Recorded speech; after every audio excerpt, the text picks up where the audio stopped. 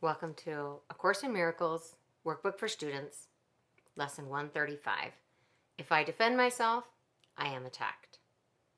Who would defend himself unless he thought he were attacked, that the attack were real, and that his own defense could save himself? And herein lies the folly of defense. It gives illusions full reality and then attempts to handle them as real. It adds illusions to illusions, thus making correction doubly difficult. And it is this you do when you attempt to plan the future, activate the past, or organize the present as you wish. You operate from the belief you must protect yourself from what is happening because it must contain what threatens you. A sense of threat is an acknowledgement of an inherent weakness, a belief that there is danger, which has power to call on you to make appropriate defense. The world is based on this insane belief, and all its structures, all its thoughts and doubts, its penalties and heavy armaments, its legal definitions and its codes, its ethics and its leaders and its gods, all serve but to preserve its sense of threat. For no one walks in armature but must have terror striking at his heart. Defense is frightening. It stems from fear, increasing fear as each defense is made. You think it offers safety, yet it speaks of fear made real and terror justified. Is it not strange you do not pause to ask, as you elaborate your plans and make your armor thicker and your locks more tight, what you defend and how and against what? Let us consider first what you defend. It must be something that is very weak and easily assaulted. It must be something made easy prey, unable to protect itself and needing your defense. What but the body has such frailty that constant care and watchful deep concern are needful to protect its little life? What but the body falters and must fail to serve the Son of God as worthy host? Yet, it is not the body that can fear, nor be a thing of fear. It has no needs but those which you assign to it. It needs no complicated structures of defense, no health-inducing medicine, no care, and no concern at all. Defend its life, or give its gifts to make it beautiful, or walls to make it safe, and you but say your home is open to the thief of time, corruptible and crumbling. So unsafe, it must be guarded with your very life. Is not this picture fearful? Can you be at peace with such a concept of your home? Yet what endowed the body with the right to serve you thus except your own belief? It is your mind which gave the body all the functions that you see in it, and set its value far beyond a little pile of dust and water. Who would make defense of something that he recognized as this? The body is in need of no defense. This cannot be too often emphasized. It will be strong and healthy if the mind does not abuse it by assigning it to roles it cannot fill, to purposes beyond its scope, and to exalted aims which it cannot accomplish. Such attempts, ridiculous yet deeply cherished, are the sources for the many mad attacks you make upon it. For it seems to fail your hopes, your needs, your values, and your dreams. The self that needs protection is not real. The body, valueless and hardly worth the least defense, need merely be perceived as quite apart from you, and it becomes a healthy, serviceable instrument through which the mind can operate until its usefulness is over. Who would want to keep it when its usefulness is done? Defend the body, and you have attacked your mind.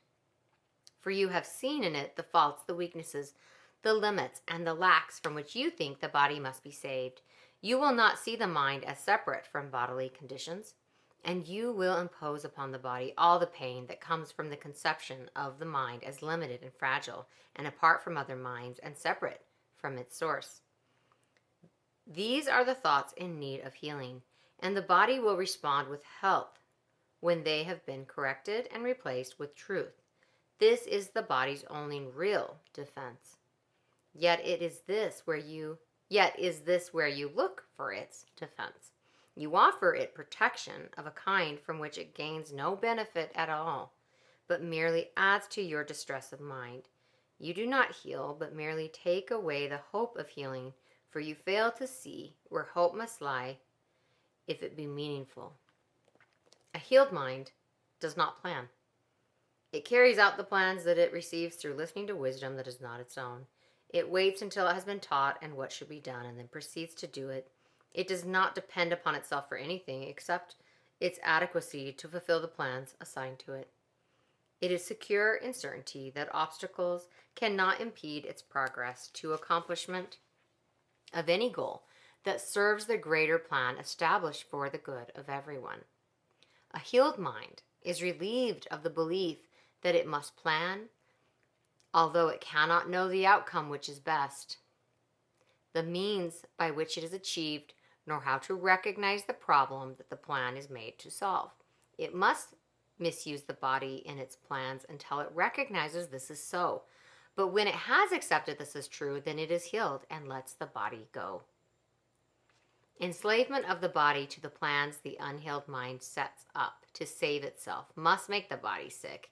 It is not free to be the means of helping in a plan which far exceeds its own protection and which needs its service for a little while. In this capacity is health assured, for everything the mind employs for this will function flawlessly and with the strength that has been given it and cannot fail. It is perhaps not easy to perceive that self-initiated plans are but defenses, with the purpose all of them were made to realize. They are the means by which a frightened mind would undertake its own protection at the cost of truth. I'm going to pause here and share an experience where, well, there have been many experiences, to be honest, where if I started making little plans or schemes because I felt afraid or worried or nervous, almost, I would say without fail, anything that I plan or scheme or dream up in that state only contributes to the confusion and only contributes to my own dis-ease. This is not difficult to realize in some forms, which these self-deceptions take, where the denial of reality is very obvious, yet planning is not often recognized as a defense. The mind engaged in planning for itself is occupied in setting up control of future happenings. It does not think that it will be provided for unless it makes its own provisions. Time becomes a future emphasis to be controlled by learning and experience obtained from past events and previous beliefs. It overlooks the present, for it rests on the idea the past has taught enough to let the mind direct its future course. The mind that plans is thus refusing to allow for change. What it has learned before becomes the basis for its future goals. Its past experience directs its choice of what will happen. I'm going to pause here again and share a concept in psychology called priming, where if something's in your mind and you're thinking about it and you come up with these plans, your mind is primed to see that and to experience that. It becomes a bit of a self-fulfilling prophecy. And I believe what A Course in Miracles is saying here is if we're sitting here in our small self, in ego, coming up with little schemes and plans to protect ourselves, we, in a sense, are creating that future that we're afraid of. Because that is what we're going to be primed to see. That's what we're preparing for. If you prepare for war, you'll get a war. If you prepare for peace, you'll get peace. And that applies on a global scale as well as in our individual lives. Its past experience directs its choice of what will happen. And it does not see that here and now is everything it needs to guarantee a future quite unlike the past, without a continuity of any old ideas and sick beliefs. Anticipation plays no part at all, for present confidence directs the way. Defenses are the plans you undertake to make against the truth. I'll pause here and say, when we go into something with a preconception of what it's going to be like, we almost always create that. And here we're being advised to set aside the past and allow the present to be the teacher. Defenses are the plans you undertake to make against the truth. Their aim is to select what you approve and disregard what you consider incompatible with your beliefs of your reality. Yet what remains is meaningless indeed, for it is your reality that is the threat. which your defenses would attack, obscure, and take apart and crucify. What could you not accept if you but knew that everything that happens, all events, past, present, and to come, are gently planned by one whose only purpose is your good? Perhaps you have misunderstood his plan, for he would never offer pain to you. But your defenses did not let you see his loving blessing shine in every step you ever took. While you made plans for death, he led you gently to eternal life. Your present trust in him is the defense that promises a future undisturbed, without a trace of sorrow, and with joy that constantly increases as this life becomes a holy instant set in time, but heeding only immortality. Let no defenses but your present trust direct the future. I'll repeat that. Let no defenses but your present trust direct the future. And this life becomes a meaningful encounter with the truth that only your defenses would conceal. Without defenses, you become a light which heaven gratefully acknowledges to be its own.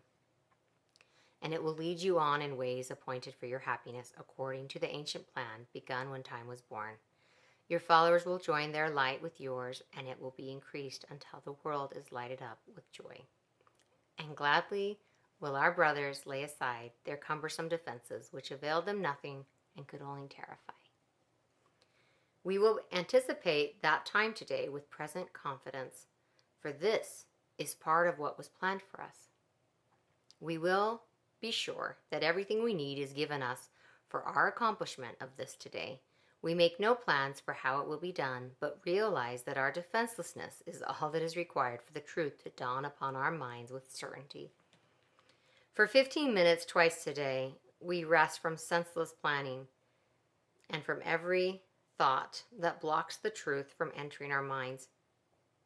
Today we will receive instead of plan, that we may give instead of organize, and we are given truly as we say. If I defend myself, I am attacked.